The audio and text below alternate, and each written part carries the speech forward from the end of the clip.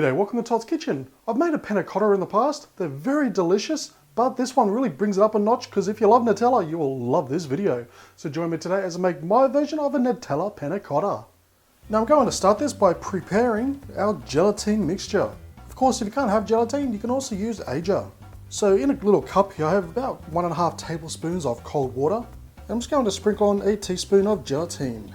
And basically just let that sit there for about 5 minutes, just to give it a chance to soften up and soak in all that water.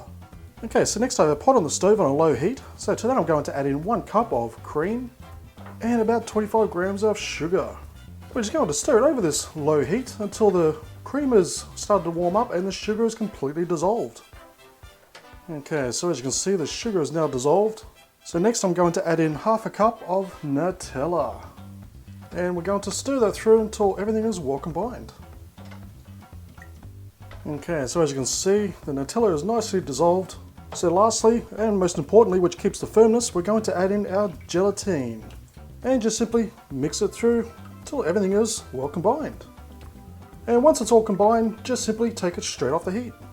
Okay, so what I've got is 2 glasses here, and I've got them in a container so I can keep them at an angle, just like so. This will help with the effect. You don't have to do it this way, you can have them flat if you like. So all you have to do is just pour in some of your mixture up until, say, the desired amount, which is about 1/4 of the way, or halfway.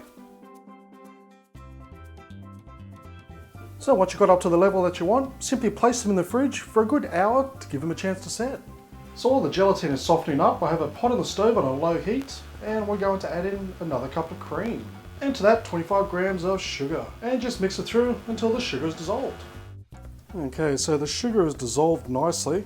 So next I'm going to use some vanilla bean paste. Now this is concentrated vanilla using real vanilla beans, but it gives a fantastic taste. And it still contains the seeds, which is even better. So I'm going to add about a teaspoon worth right in. And we're going to mix that through until it's all combined.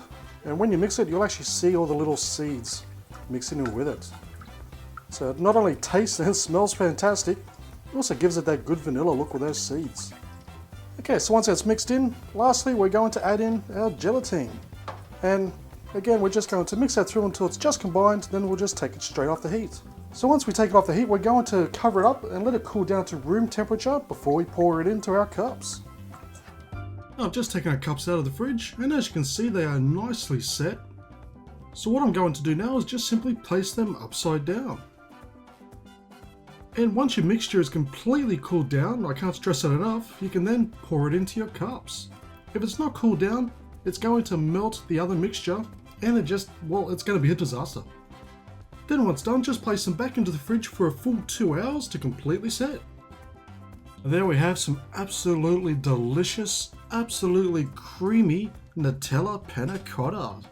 Now I cannot describe just how creamy and lovely these dessert cups are. It's a mixture of really creamy Nutella, and the other side is a really creamy, strong but lovely vanilla taste. I cannot describe it. It is fantastic. This truly is one of those lovely creamy recipes. I guarantee you're not going to make just once, you're going to make it more often, sooner than later. But the best thing about this is that they taste absolutely simply delish. The video on the bottom left is what makes people happy on the internet, so check it out if you have a spare couple of minutes. So thank you for watching this episode of Todd's Kitchen. As always, I'll leave a list of ingredients down below, as well as links to my Facebook, Twitter, Instagram and Home Handy Hints channel. And please do me a massive favour by giving this video a thumbs up, leave a comment and subscribe, and I'll see you next time for another delicious recipe.